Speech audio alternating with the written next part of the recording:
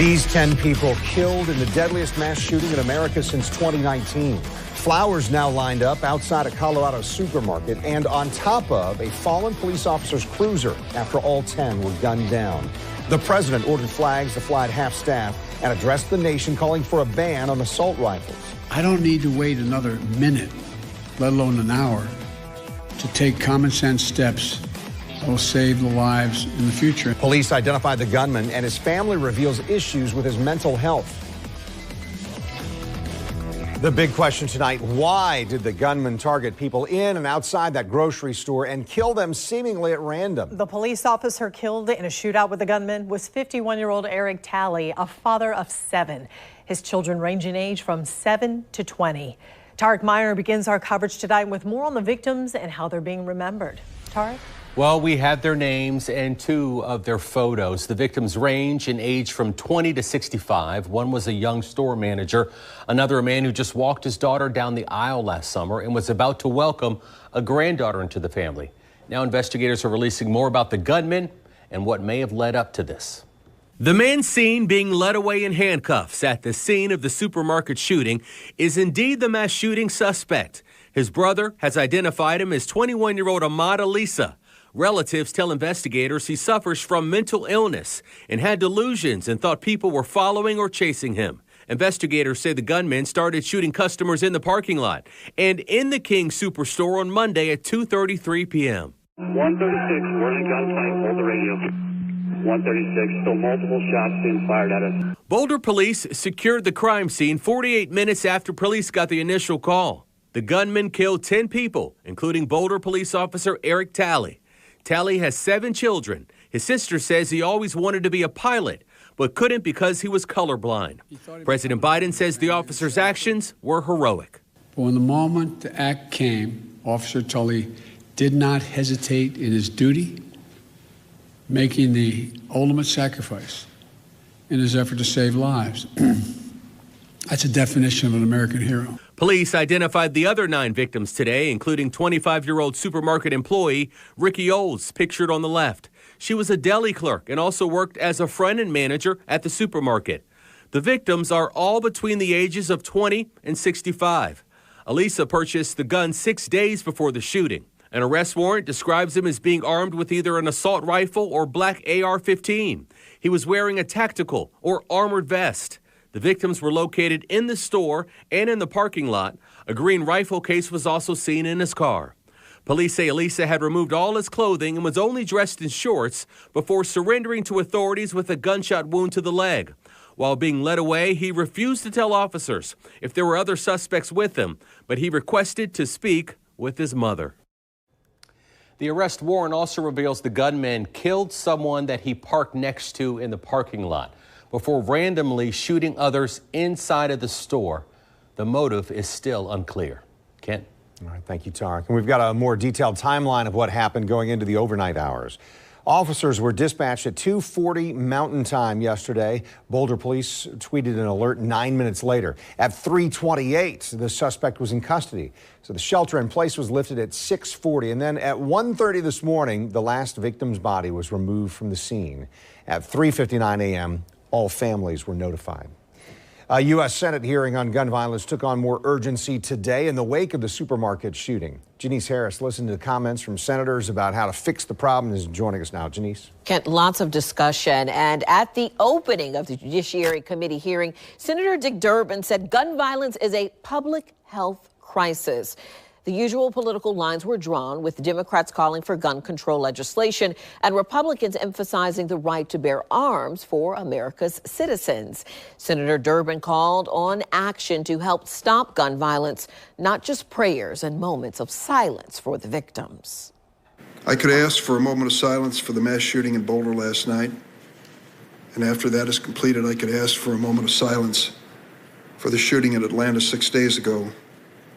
And after a minute, I could ask for a moment of silence for the 29 mass shootings that occurred this month in the United States. But in addition to a moment of silence, I would like to ask for a moment of action, a moment of real caring. Democratic Senator Richard Blumenthal accused Republicans of having no solution on guns. Senator Ted Cruz pushed back, blasting Democrats for what he called ridiculous theater.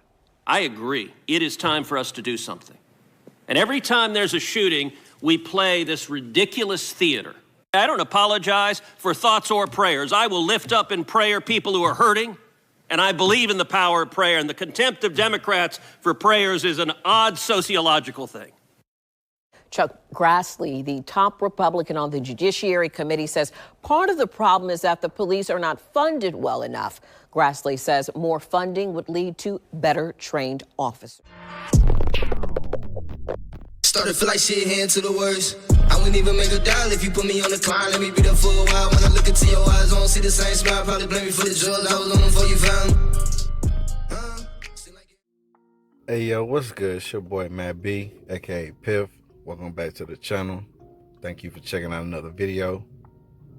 If you're new to the channel, please hit that subscribe button. Help your boy reach 1,000 subscribers by July. Please subscribe to the channel. Like this video. Share this video to any of your platforms. Please and thank you. And if you disagree with what I say, please comment down below and tell me why you disagree. So today we're going to talk about Agent 002. Another mentally ill agent sent in to Colorado to carry out an agenda.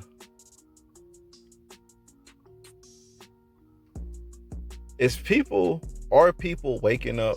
Are y'all really waking up? Are y'all really understanding or getting what the bigger agenda is? Are people not seeing for their own self and understanding the lies and the deceit and the games that they will play to push any political agenda? These people don't care about you and I. Even these people that be on these right on camera getting coached and lying, man. Believe half of what you hear, man, and believe what you see for your own eyes. Matter of fact, don't even believe nothing that you hear if you don't see it with your own eyes. Man, we got to get into this first goofy, man. Check his story out, and then I'm going to come right back with y'all on the... This gentleman is telling us that he was in the store. First off, can you tell me who you are, sir? Yeah, my name is Ryan Borowski. I live in Boulder. Tell me what you were doing and what you experienced inside. I just went in for a soda and some chips and, kind of changed my directions and heard, one loud bang. Thought somebody just dropped something, an employee or something, and then another. And then by the third one, everybody was running. We ran to the back of the store and, found our way into the employee back of house. Some people were kind of running at the pantry. Employees were telling people, this is the exit. We went out the cargo bay and jumped underneath the loading truck that was there and ran up the back of the hill. And now my car is still here, so that's the only reason I'm hanging out. But, it seemed like it happened at this entrance here on the east side, and I was closer to the west side, so it's just, I can't believe it's happening in Boulder, honestly. And how many people were around? Was it a pretty busy time here inside the store when this happened? We weren't tripping over each other, but we were single file, just, somebody had their hand on my back, I had my hand on somebody's back, and we were just saying, go, go, go, run. When we got to the back of the store, there were employees who still didn't know what was going on, and we just told them to run, But yeah, I'd say it was decently crowded, but thankfully not too crowded. And when you were trying to make your way to safety, did you guys see anything involving the shooter, anyone injured, anything that was concerning to you? After the second shot, I was already in an aisle, and I think it happened up by the cash registers. So yeah, I mean, I told my wife I wasn't close enough to be a hero or anything, so just at that point it was just run, get out of there, tell everybody to leave. And yeah, that's what we had to do. Thank you for sharing your experience. I'm happy to see you're safe. Thank you. Yeah. Man, you can't make this stuff up, man. Sometimes I sit back and I wonder, man, I knew it was only, a matter of time before these. And I was wondering, and I've been saying this for a while too, like, man, we sure ain't had no mass shooting in a while that was, so-called staged in my eyes. Because we do see these mass shootings that go on in the neighborhoods every day. And we see the footage of all that stuff. But, when it comes to these Chinese parlors and these grocery stores, man, we never get to see the footage of, everything that goes down. All we have is people, like this and this next person that I'm going to present. All we have, we can only imagine what happened through the eyes of these people. Yeah, Tom, I just bumped into Stephen McHugh here. Stephen told me that, so just tell me about your grandkids were inside? My two granddaughters, at 13 and 14, basically came in with their dad so he could get a COVID shot. And they came in through the east door where the pharmacy is, and that's where it all started. And there was shooting, and he saw it and got the girls down. They ran and hid upstairs in a coat closet for an hour in the coats. And then they were communicating with my daughter through his phone, texting.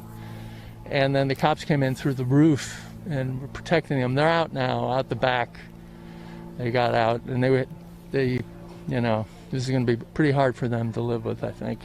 God, when you hear from them, what's going through your mind as a grandparent when you hear something like that? Well, there's what's more precious, And then I get really angry, and I feel like what is, every city is susceptible, but there's a way in which I would think that, well, this wasn't going to happen in Boulder, and now we know better. Stephen, how are they? You mentioned they got out. How are they doing now? Where are they? I talked to the youngest one, and she's, really acting tough and strong, and they're getting on a police bus, and they're going to all get, I guess, interviewed before they're allowed to come back to the car and go home. You said a 12 and a 13-year-old. Yeah. So this is heartbreaking. How are you doing? I'm shaking. I'm so glad they're safe, and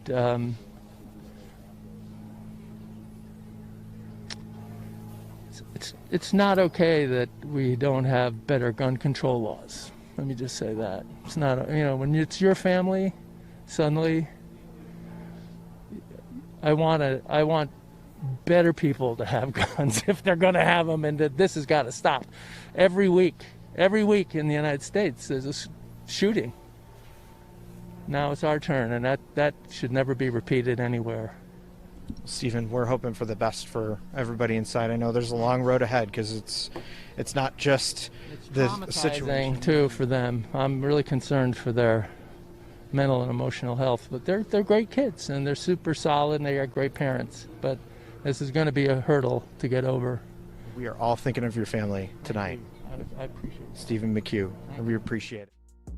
So let me ask you a question, man. And that's to people out here that do have kids. And you just imagine that you're a parent and your kids was in a store with the significant other, and you decided to, be in this man's situation, or you are a grandparent and your grandkids ended up in a situation like this. Would you take the interview like this? Would this be your reaction to things that are going on? Would you even be in this demeanor if everything that this man said happened to his granddaughters? Do you think that, it's obvious? And sometimes it's hard to make people see that these people are not being truthful, man. I think back to the time ago, man. I used to listen to a guy named Russian Viz, and then they started calling him an agent, and then it was a couple more people that I listened to that kind of like, I guess so-called got exposed on YouTube or whatnot, and it kind of made this type of atmosphere go away to where, people can actually really believe that stuff like this is not some type of psyop or some type of staged hoax.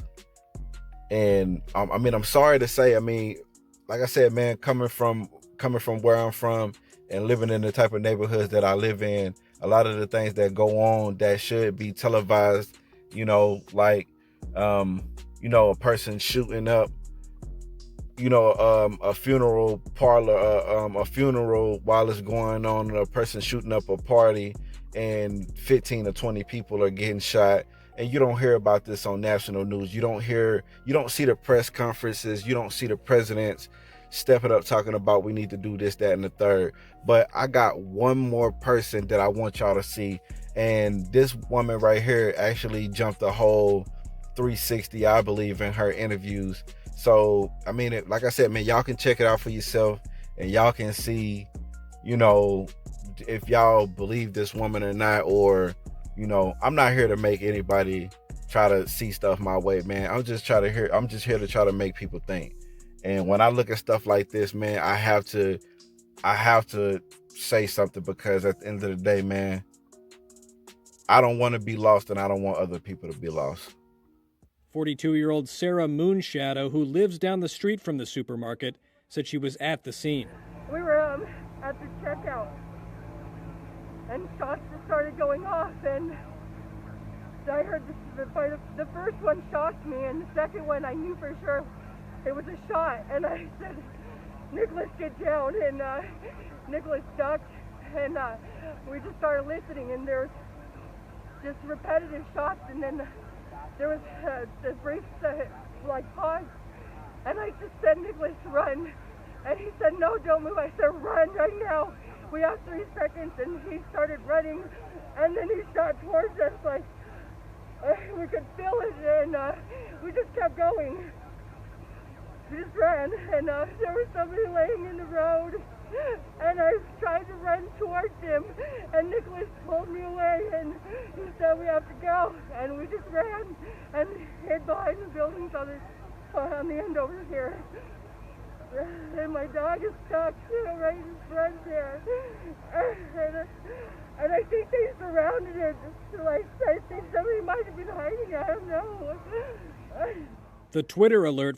Now, at one point, that gunman fired shots at Sarah Moonshadow, and Sarah is joining us now to walk us through what happened. Sarah, thank you for being with us. I know you were with your son, and we're very thankful that both of you are physically okay this morning, but tell us how you're doing mentally and emotionally. I think we're still kind of in shock that it even happened. There really wasn't any sort of indication, that whenever we had come in that there was any kind of problem, and we were supposed to be in and out, and we were stalling a little bit, looking around, and at first I was kind of kicking myself, feeling like if we had left a little bit sooner, maybe we could have avoided things. But then I realized that we probably could have been in a lot bigger trouble had we left any time sooner, because when we had gotten out of the store, there were people laying in the street. I tried to run for him, and my son pulled me back and said that we had to get away, and so I just tried to focus on my son. I was mostly focused on just making sure that he stayed as close to me as possible, and that he didn't stand up too far, because I just didn't want him to be too tall and become like a moving target, because we couldn't tell exactly where the shooter was. We knew that he was getting closer to us. we were pretty aware, like straight immediately, that it was a large firearm that he was using. And I just started focusing as much as I could on the sound and the direction that he was moving, and how many seconds in between firing, and then if I could hear him racking his firearm in between shots, so that I could try to gauge what kind of platform he was using, so I knew that what we were dealing with. But there was too much noise, and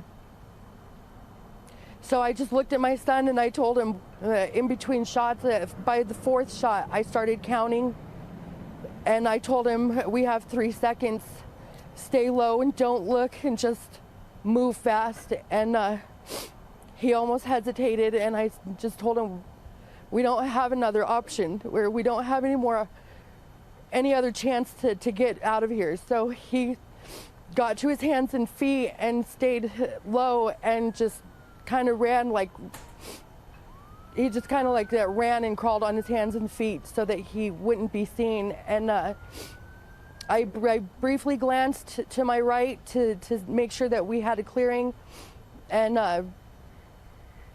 I don't know exactly who I could see because it was just so fast. I just stayed focused on my son and on trying to get away. Yes, Sarah, your survival instincts, your mom instincts kicked in. At one point, you say the shooter actually fired shots at you when you were running out. At what point did you realize that you and your son were safe?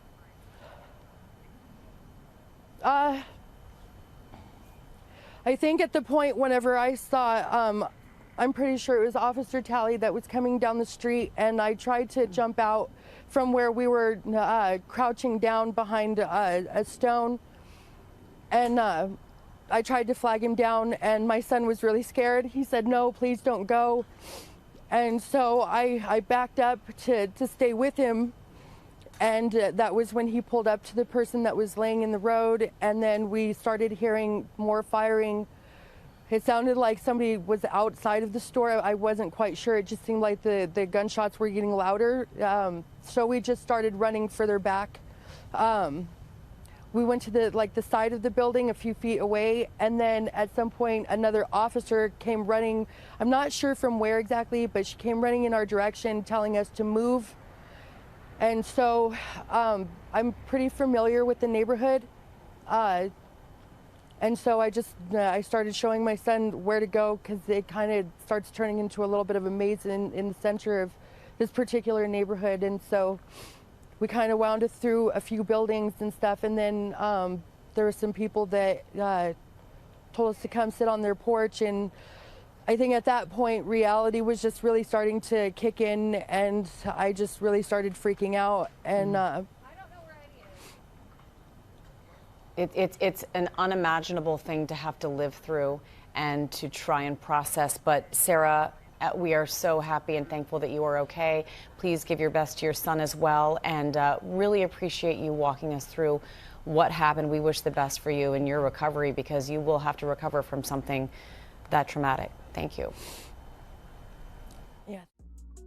I mean, man, all I'm saying is we live in a day and age, man, where everything, don't happen for no reason. And it's up to us on a lower level to, we gotta fight for our rights, man. It don't matter if you're on the right or left, conservative or liberal. If you don't see now what the agenda is, I'm gonna let Biden tell y'all. And thirdly, I want to be very clear. This is the one thing I do know enough to say on in terms of what's happened there. While we're still waiting for more information regarding the shooter, his motive, the weapons he used, the guns, the magazines, the weapons, the modifications that apparently have taken place to those weapons that are involved here, I don't need to wait another minute, let alone an hour, to take common sense steps that will save the lives in the future, and to urge my colleagues in the House and Senate to act. We can ban assault weapons and high-capacity magazines in this country once again. I got that done when I was a senator. It passed. It was law for the longest time. And it brought down these mass killings. We should do it again. We can close the loopholes in our background check system, including the Charleston loophole. That's one of the best tools we have right now to prevent gun violence. The Senate should immediately pass. Let me say it again. The United States Senate, I hope some are listening, should immediately pass the 2 House-passed bills that close loopholes in the background check system. These are bills that receive votes of both Republicans and Democrats in the House. This is not and should not be a partisan issue. This is an American issue. It will save lives, American lives, and we have to act. We should also ban assault weapons in the process. I'll have much more to say as we learn more, but I wanted to be clear. Those poor folks who died left behind families that leaves a big hole in their hearts. And we can save lives, increasing the background checks so that they're supposed to occur, and eliminating assault weapons, and the size of magazines. I don't know all the detail yet on that. But I'll be talking to you more later today or in the next couple of days about what else we know. May God bless you all and those families who are mourning today because of gun violence in Colorado and Georgia, all across the country. We have to act. So there's not more of you. There's fewer of you as time goes on. Thank you so much. Will you introduce new gun legislation, Mr. President? So I keep asking the question, man, what will it take for the people to wake up and people to really realize and see what it really is? I'm sorry that the video ran longer than any of my other videos, man, but it is what it is.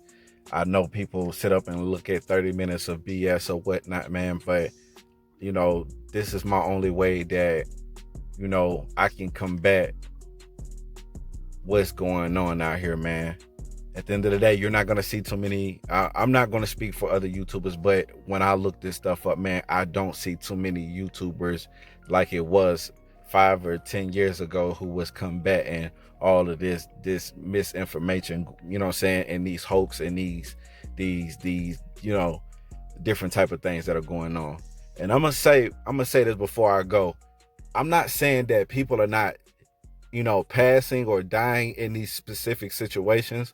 What I'm saying is a lot of this stuff is being staged. No matter what, no matter how you look at it, a lot of the things are going on in the neighborhoods, and a lot of these things are going on in these Democrat cities. So no matter what way you want to look at it, Colorado is a Democrat state. And what people have to understand, just like New York and just like California, 2 places who have two different places besides Colorado, which have, you know what I'm saying, like real strict gun laws. You see the lawlessness that goes on in these specific type of areas. So, and you can add Chicago to the situation. You can add Atlanta, Georgia to the situation. You can add Georgia as a whole to the situation. And the thing is, if they're not speaking about the 10 shots and the semi-automatic, you know, the semi pistols that we have in our neighborhoods, what do y'all, you know, they don't speak on that type of stuff. And this is the type of death that goes on every day. So we have to sit back and wait on a Chinese parlor or a grocery store to get shot up for them to actually say something about guns.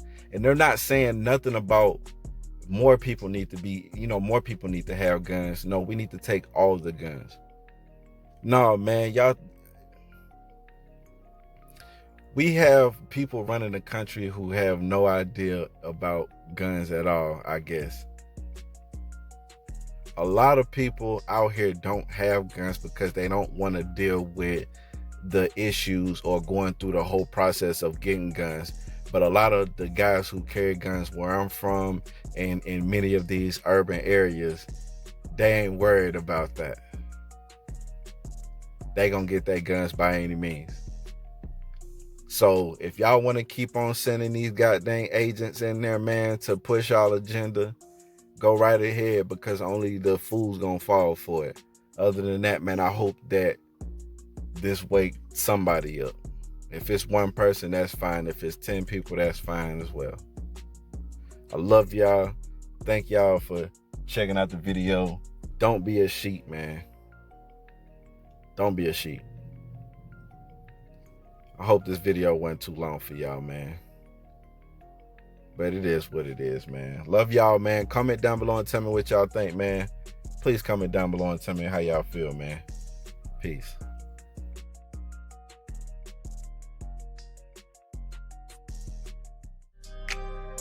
Started feel like shit, hand to the worst. I wouldn't even make a dial if you put me on the climb. Let me beat up for a while. When I look into your eyes, I don't see the same smile. Probably blame me for the drugs. I was on them before you found me. Seem like everybody judged me, so I ain't worried.